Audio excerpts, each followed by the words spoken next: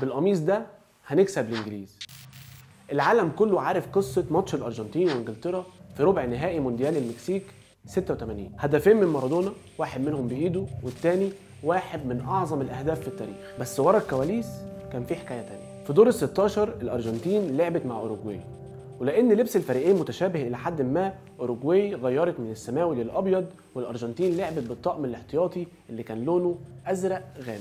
الارجنتين كسبت 1-0، بس بعد الماتش المدرب كارلوس بيلاردو اشتكى ان الطقم الغامق اثر على الفريق نتيجه الجو الحر جدا في المكسيك في الوقت ده.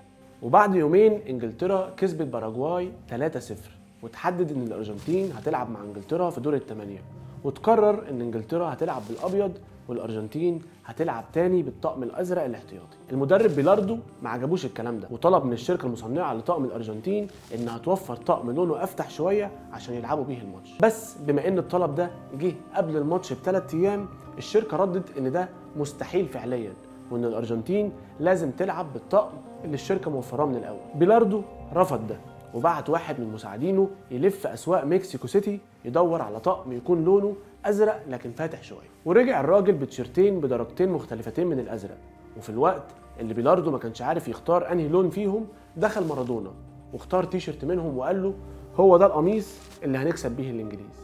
جابوا ترزي للمعسكر عشان يخيط شعار المنتخب الارجنتيني في ناحيه وشعار الشركه المصنعه الناحيه الثانيه، وبعد ما خلصوا ما لقوش غير ارقام تيشيرتات كره القدم الامريكيه الكبيره باللون الفضي عشان يطبعوها على ظهر التيشيرت بسرعه قبل الماتش.